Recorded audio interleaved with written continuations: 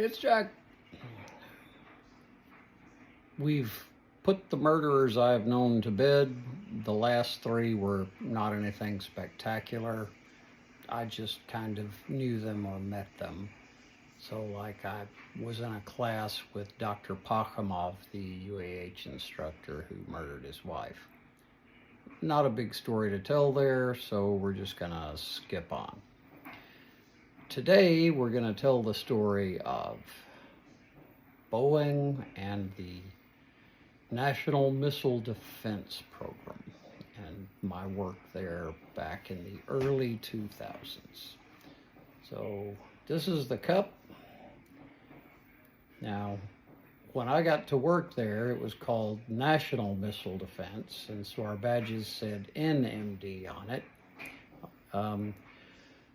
But for reasons that literally only a government person could understand, they decided to change from the confusing long name of National Missile Defense to the clear, concise term of Ground-Based Mid-Course Defense Segment.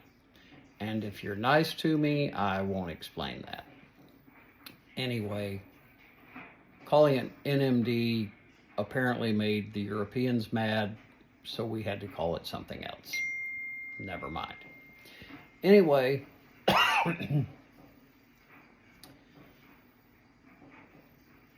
so the plan was, okay, this was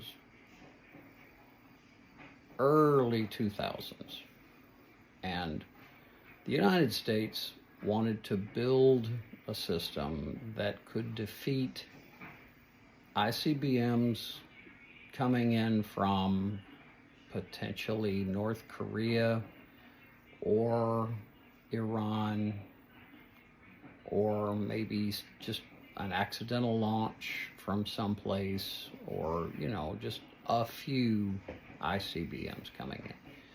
Because we found out that trying to defend against a massive strike from the Russians or a huge strike from the Chinese, you really just can't.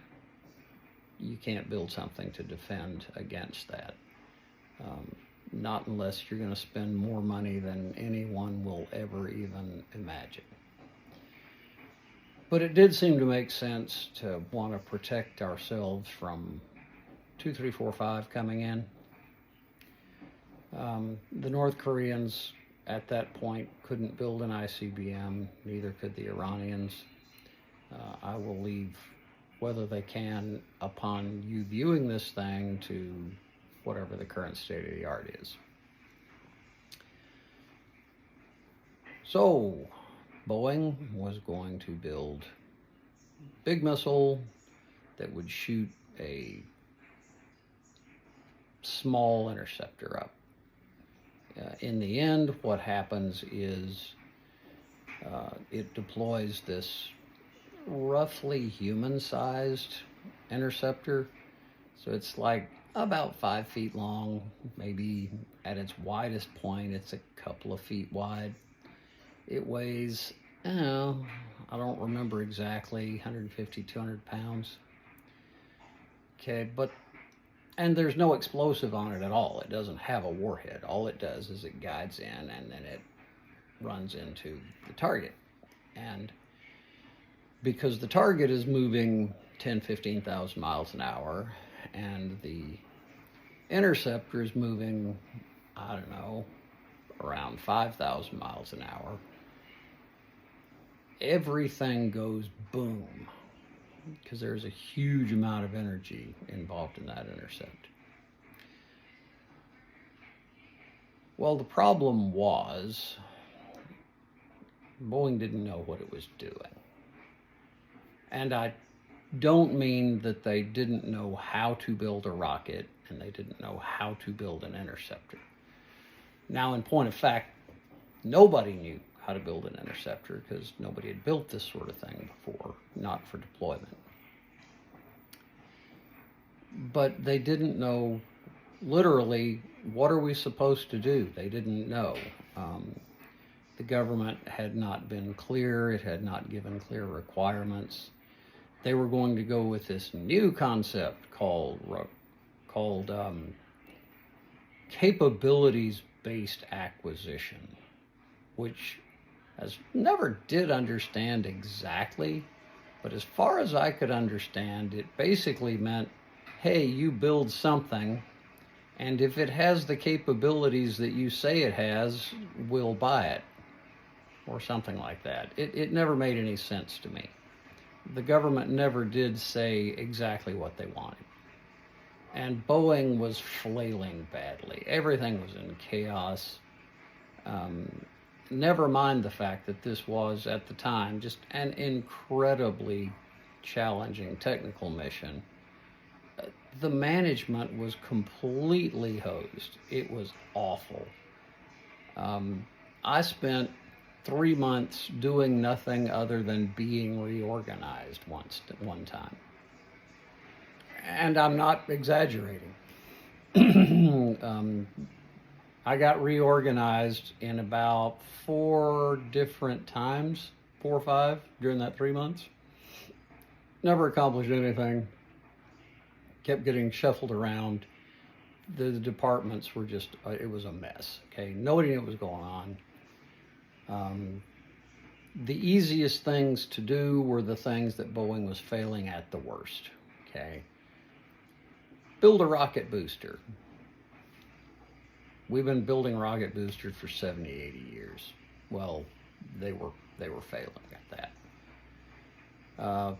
Hey, we need to build the world's greatest X-band radar, incredibly powerful, 1,000,000+ watts, and we're gonna build this radar and we're gonna put it on top of a floating oil derrick so that we can put it in the middle of the ocean where we need it.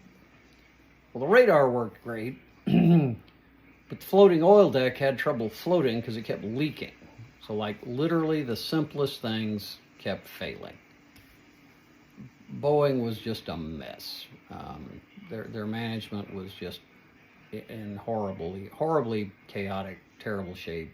It was bad. Anyway, I was in charge of a group of engineers and scientists who did analysis for GMD. We worked for Boeing. And morale was horrible because the system analysis group that I was in charge of, when I took over, I got hired because it was a complete catastrophe. They told me when I took over that the average length of time that anybody worked there before they quit, the average length of time, the average, not the shortest, the average length of time was 3 months. So I had a huge management problem to solve. I got it solved. It nearly killed me, and I spent a fair amount of time in burnout and with bad depression and anxiety as a result of overworking myself those years, but we got it done. And, I was really pleased with that. Spent the next, I spent 5 years there. Went on a flight test, spent a couple of months on Kwajalein Island for a flight test. Now I'll do a video to talk about the flight test. But kind of the big takeaway, right, for any management that you want to talk about, like the very first thing you have to do is you have to know what you're supposed to be doing. And Boeing didn't even know what they were supposed to be doing. Complete goat rope. 5 of the worst years of my life, yay.